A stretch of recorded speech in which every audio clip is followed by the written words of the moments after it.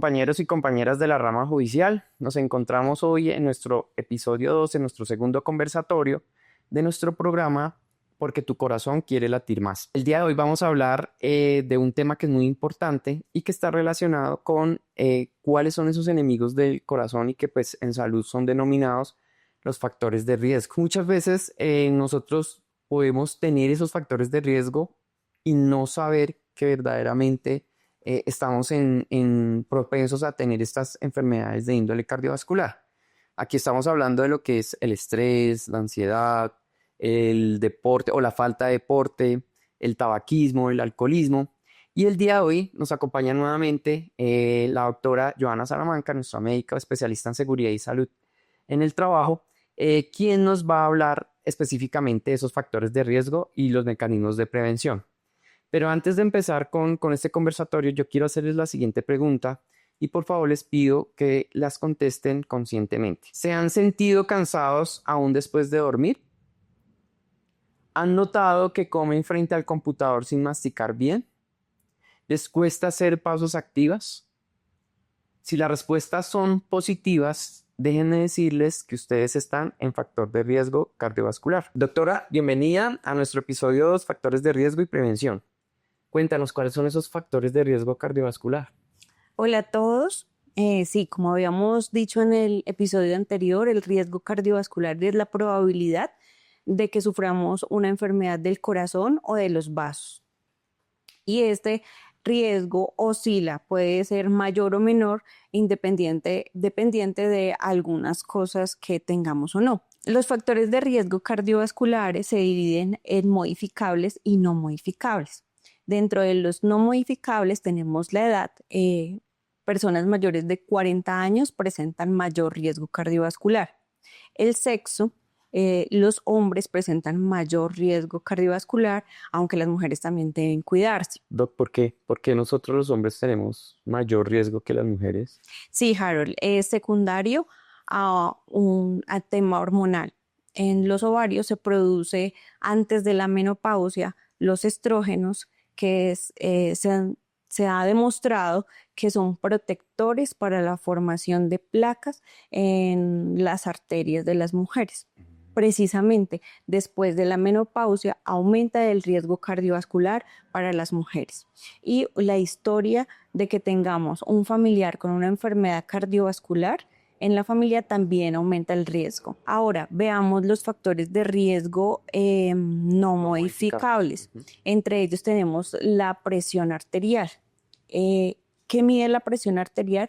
Es la fuerza con que empuja la sangre sobre las arterias. Y esta fuerza o esta presión daña los vasos. ¿Por qué es importante? Porque es una enfermedad silenciosa. ¿Por qué? O sea, ¿por qué se considera una enfermedad silenciosa? O sea, ¿qué hace referencia a eso de ser silencioso? Porque muchas veces tenemos los niveles de presión arterial ideal, que es 120/80, por fuera del límite, ¿sí? Y esto, a medida que pasa el tiempo, cuando es una tensión arterial sostenida o episodios, también dañan los vasos. Y no se presenta algún tipo de sintomatología, o sea, Y cuando no son realmente altas, como urgencia y emergencia, no nos damos cuenta. Entonces es una enfermedad silenciosa, probablemente que tiene alto riesgo de que sea factor de riesgo para enfermedad cardiovascular. Lo otro de lo que tenemos que hablar es de el perfil lipídico, que engloba el colesterol y sus fracciones, colesterol total y sus fracciones, que es el HDL, que es el colesterol bueno, el LDL, que es el colesterol malo, y los triglicéridos. Cuando tenemos el colesterol malo y los triglicéridos altos, presenta mayor riesgo de que se formen placas dentro de las arterias y se pueda presentar un infarto agudo de miocardio. Doc, o sea, como para ponerlo en contexto a todos nuestros compañeros de la rama. Es decir, que si yo como grasita, chicharrón, rellenita, todo eso es lo que prácticamente me aumenta el colesterol malo y los triglicéridos. Sí, Harold.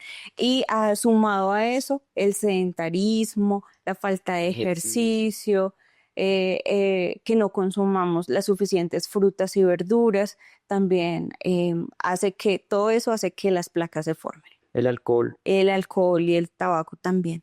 También es un factor de riesgo muy importante. Otra cosa de la que tenemos que hablar es sobre la diabetes Ujú. y Algo la importantísimo. glucosa, el azúcar en sangre, ¿sí? Entonces el azúcar en sangre se mide por la glicemia en ayunas y por la glucosa hemoglobina glicosilada. Entonces es importante porque los niveles altos en sangre dañan los vasos sanguíneos. Debemos saber que los valores normales es menor de 100 miligramos sobre decilitro. Yo ahí te quiero, como, bueno, tú hablas de dos exámenes importantes. ¿Estos exámenes no los hace, o sea, no, yo puedo ir a mi IPS y me los hacen normalmente? O sea, por ejemplo, la glicemia, o tengo que esperar a que me pase algo para podérmelos tomar. O, por ejemplo, en mis controles periódicos, yo puedo exigir que me hagan una Bueno, glucemia, colesterol. es una muy buena pregunta. En mayores de 40 años, lo ideal es hacer un control anual, tanto de glicemia como de perfil lipídico. Pero si tenemos síntomas o tenemos factores de riesgo o tenemos antecedentes familiares, debemos pedirlos anualmente, así seamos menores de 40 años. Sí, claro, es una forma como de prevenir, ¿no? Ajá.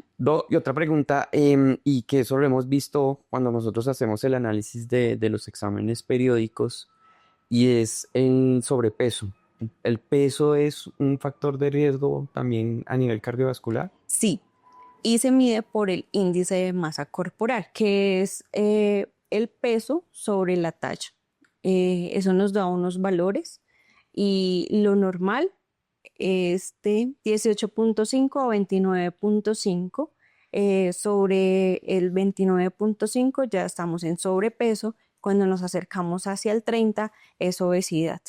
Y es un factor de riesgo importante porque es una acumulación excesiva de tejido adiposo que sirve como materia prima para que se formen las placas dentro de las arterias. O sea que si tenemos sobrepeso, tomamos, nos alimentamos mal, pues esos son factores de riesgo que prácticamente nos van a enfermar.